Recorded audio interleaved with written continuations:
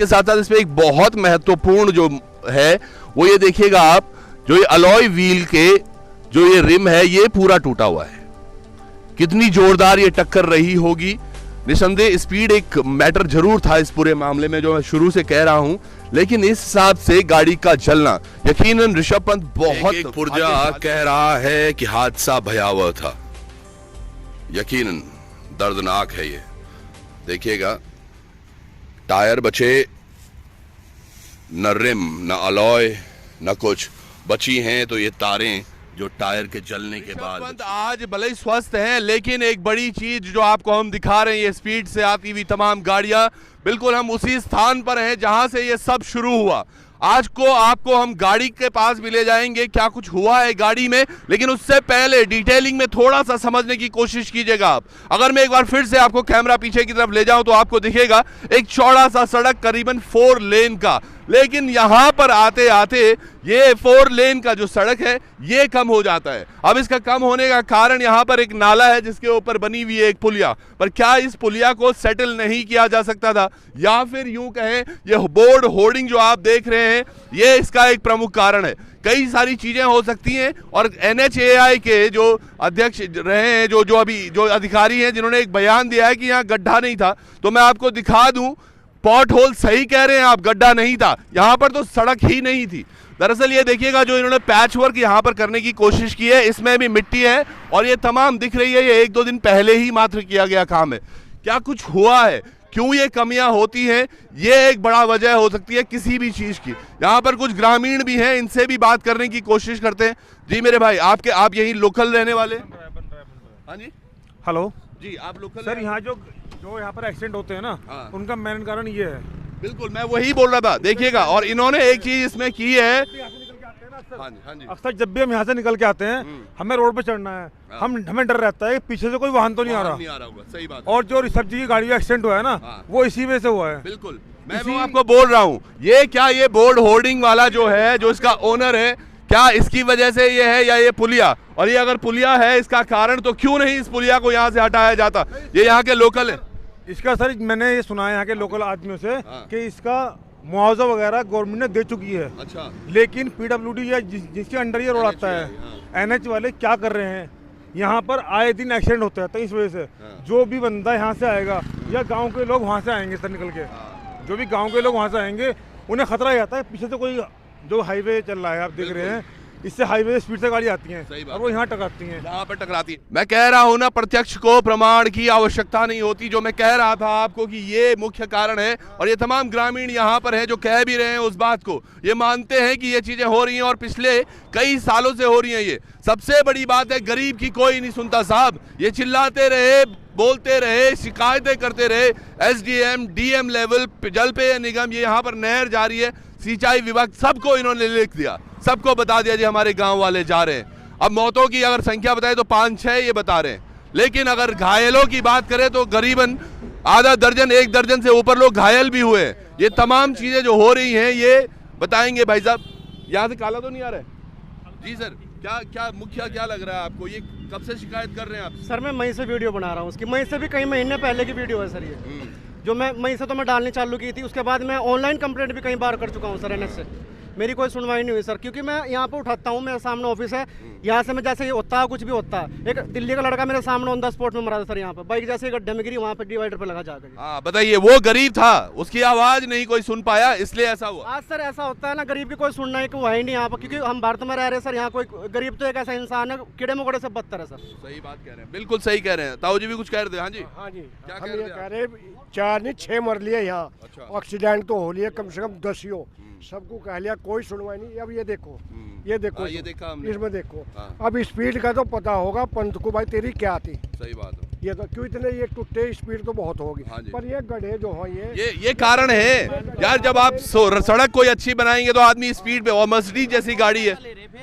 Toll कैसा लिया जा रहा है? ये जब दिल्ली से देहरादून तक अगर आप जाएंगे तो तकरीबन 500 से 600 रुपए एक तरफ का टोल पड़ रहा है। आदमी अगर दोनों तरफ जाएगा तो 1000 रुपए तो वो टोल देता है। तो अपनी सुरक्षा तो थोड़ा सा बनता है। और अगर दिन में सोचिएगा आप, अगर 1000 रुपए एक बंदे का हो रहा है और सैकड़ों हजारों गाड़ियां एक दिन में जा रही, तो कितना कहाँ जा रहा है ये, इसकी भी जांच होनी चाहिए। जी, छपार टोल से लेके पतंजलि तक, बादराबाद टोल के बीच में इसका निर्माण में जांच होनी चाहिए इसकी। ये भी बड़े मुद्दे हैं जी। वर्मा जी, सबसे मेन मुद्दा यहाँ पे क्या है, ये सर्विस रोड रोक रखी है इधर भी और उधर भी।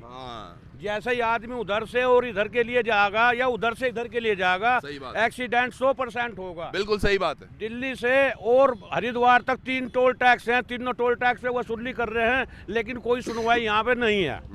हमने इसके बारे में एप्लीकेशन 2-3 जगह डाली, लेकिन कोई सुनवाई नहीं हुई। बिल्कुल सही बात है। ये देखिएगा, बिल्कुल सही कह रहे हैं, ये नहर जा रही है और वो सर्विस लेन और ये सर्विस लेन के बीच में कनेक्शन नहीं है कोई। नारसन कलाक में एक आदमी के पैर कट गए दोनों, और आज वो घर पे पड़ा है, उसका ट्रैक्टर भी टूट गया यहाँ पे। वो बेचारा आज तक उसे कोई देखने के लिए भी नहीं आया यहाँ पे।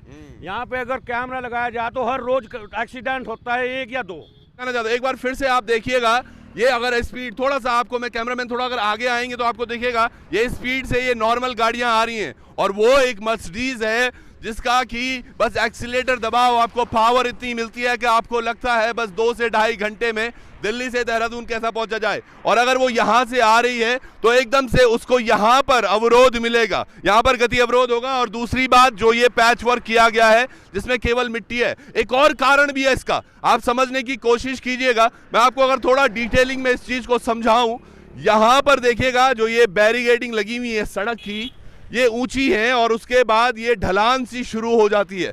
ये ढलान एक मुख्य वजह है, जब यहां से गाड़ी आई होगी, बम्प जब ये चालू हुआ, उसके बाद ये यहां पर इस पर चढ़ना शुरू हुई। आपको मैं आगे दिखाऊं, ये यहां पर जब चढ़ी तो उसके बाद ये देखिएगा आप, ये जो ढलान सी है बैरिकेडिंग के बीच में, यहां पर जब टायर ऊपर गया तो वो कंट्रोल नहीं कर पाए और वहां से उछलकर, जी हाँ दोस्तों, वहां से उछलकर बैरिकेडिंग को तोड़ के, जहां आगे वो बोर्ड है वहां मैं आपको ले जाऊंगा अभी, वहां जाके गाड़ी पे आग लगी है। थोड़ा सा हम सड़क को शिफ्ट करने की कोशिश करेंगे, थोड़ा सा हम आराम से आने की कोशिश करेंगे। देखिएगा अभी भी स्पीड बहुत तेज है, आप भी संभल के आइए, समझाने की कोशिश करते हैं हम आपको नजदीक से कि क्या ये पूरा प्रकरण है।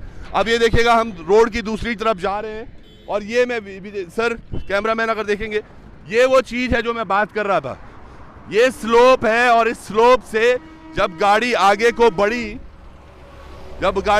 बढ़ी तो उसके बाद जो ये जाकर, अगर ये डिवाइडर भी ऊंचा होता, समझने की कोशिश करें, अगर ये डिवाइडर भी ऊंचा होता तो शायद यही टायर उसका फट जाता या यही टायर रुक जाता।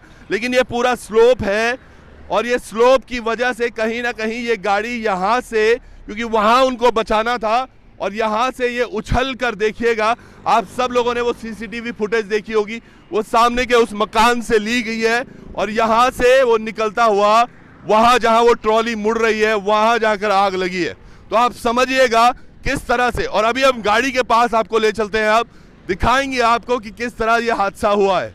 NHAI वाले आज भले ही अपने आप को बचने की बहुत कोशिश कर ले, मैं यहां से आपको एक स्पष्ट चीज दिखाने की कोशिश करता हूं। यहाँ अंदर गांव से ये रोड आ रही है जहां से ये आपको छोटा हाथी निकलता हुआ दिख रहा होगा। मुख्य मार्ग से देखिएगा कितनी तेजी से गाड़ियां आ रही हैं, 5, 5:15 का वक्त सुबह का, और अगर ये गाड़ियां वहां से आ रही होंगी तो वो कितनी स्पीड से आ रही होंगी उसका हम अनुमान लगा सकते हैं। और उसके बाद जब उनको नैरो मिला तो ये सारा हादसा हुआ।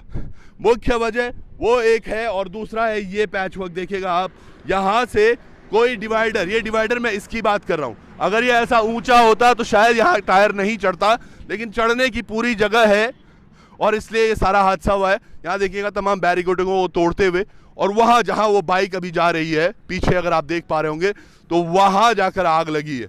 चलिए गाड़ी के पास आपको लेकर चलते हैं, समझने की कोशिश करते हैं ये जो खेल हो रहा है ये तमाम क्यों हो रहा है। और कितनी बड़ी बात है कि आज एक नेशनल क्रिकेटर अपनी, अब तो खैर वो सुरक्षित हैं, स्वस्थ हैं, लेकिन कितना बड़ा हादसा एक हो सकता था, और ये कब चिताएंगे हम। और अब जब उन्होंने इस गड्ढे को भरने की कोशिश की है तो अब बात कर रहे हैं NHAI के लोग कि यहाँ पर गड्ढा ही नहीं था।